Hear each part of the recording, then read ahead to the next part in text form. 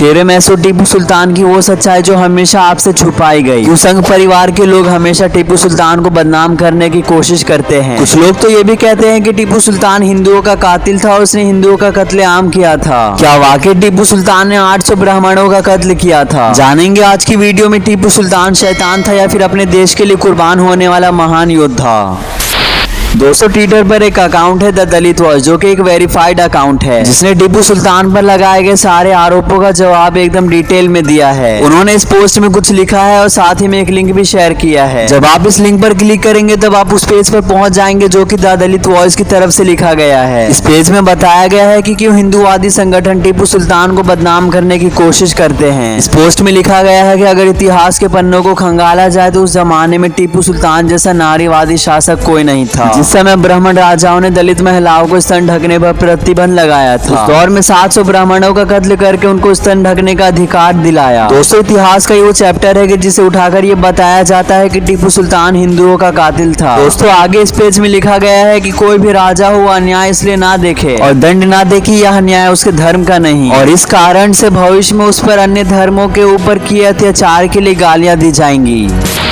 यकीनन कि आम इतिहासकारों ने टीपू सुल्तान को लेकर थोड़ा बड़ा दिल दिखाया है, लेकिन अब टीपू सुल्तान को बदनाम और सुल्तान औरंगजेब आलमगीर जैसा विवादित करने की कोशिश की जा रही है। इतिहासकार टीपू सुल्तान के बारे में ज्यादा झूठ ना लिख सके क्योंकि टीपू सुल्तान का इतिहास बहुत ही करीब के दिनों का है और ये सच्चाई है। उनकी महानता का सबूत है कि टीपू सुल्तान अंग्रेजों के खिलाफ लड़ते हुए शहीद हुए थे और अपने देश के लिए अपनी सल्तनत भी बर्बाद कर दी। फिर आगे लिखा है कि उनको बदनाम भी स्वर्ण वर्ण नहीं कर रहे हैं। हकीकत यह है कि इस देश के इतिहास को सही रूप से लिख दिया जाए तो जो महापुरुष बन बैठे हैं वो नंगे हो जाएंगे और जिन्हें खलनायक बनाया जा रहा है वो देश के महापुरुष बन जाएंगे। दोस्तों, इशारों में द दलित वॉइस ये कहना चाहता है कि सुल्तान औरंगजेब आलमगीर और टीपू सुल्तान पर जो इल्जामात लगाए जाते हैं वो बेबुनियाद और झूठे हैं। फिर आगे उन्होंने लिखा है कि राजाओं के साम्राज्यवाद की लड़ाइयों को हिंदू मुस्लिम बनाकर पेश किया जाता है और लड़ाई में मारे जाने वाले सैनिकों को गिन गिन कर बताया जा रहा है कि मुस्लिम शासकों ने मारा, जैसे कि हिंदू राजाओं ने तो युद्ध में सैनिकों का धर्म देखकर मारा हो कि सिर्फ मुस्लिम सैनिकों को मारा जाए और हिंदू सिपाहियों को कुछ न किया जाए, चाहे वो विरोधी सेना का ही क्यों ना हो। दोस्तों, उस जमाने में ऐसा कुछ नहीं हुआ लेकिन अब ऐसा किया जा रहा है। दोस्तों, ब्रिटेन के नेशनल आर्मी म्यूजियम ने अंग्रेजों से लोहा लेने वाले 20 सबसे ताकतवर दुश्मनों की लिस्ट बनाई है और इस लिस्ट में 2 भारतीयों को ही जगह दी गई है। नेशनल आर्मी म्यूजियम के आलेख के अनुसार टीपू सुल्तान अपनी फौज को यूरोपियन तकनीक के साथ ट्रेनिंग देने में विश्वास रखा करते थे। टीपू विज्ञान और गणित में गहरी रुचि रखते थे और उनकी मिसाइल जिसकी मार्ग क्षमता 2 किलोमीटर तक की थी। जो अंग्रेज टीपू सुल्तान से इतना डरते थे उनके द्वारा बनाए गए झूठे इतिहास को दिखाकर संघ के लोग टीपू सुल्तान का विरोध करते हैं। सच तो यह है कि भारत का सच्चा इतिहास दिखाने पर विरोध कर रहे लोग खुद बदनाम हो जाएंगे क्योंकि यही वो लोग हैं जो हर दौर में अत्याचारी रहे हैं और इसी अत्याचार को करने के लिए टीपू से अंग्रेजों की लड़ाई में अंग्रेजों का साथ दिया था। त्रावणकोर के स्वर्ण महाराजा, मराठे और हैदराबाद के निजाम ये वो लोग थे जिन्होंने टीपू सुल्तान के खिलाफ अंग्रेजों का साथ दिया था।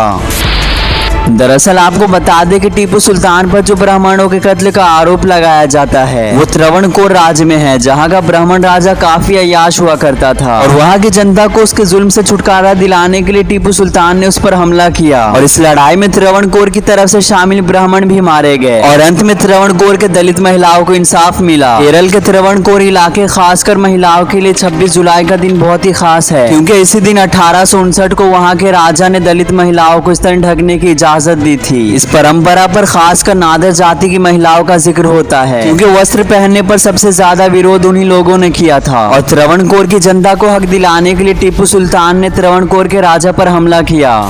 दोस्तों, जरा आप सोचिए त्रावणकोर का राजा मुस्लिम होता और उसने त्रावणकोर की जनता पर ये जुल्म किए होते और अगर टीपू सुल्तान की जगह कोई हिंदू शासक होता तो आप सोच सकते कितना चढ़ा बढ़ाकर उसे महान बताया जाता। आज की वीडियो को दोस्तों यहीं पर एंड करते। कमेंट से जरूर बताएं इस वीडियो के बारे में आप क्या राय रखते हैं। बाकी ऐसे और वीडियोस देखने के लिए वीडियो को लाइक करके चैनल को सब्सक्राइब जरूर करें।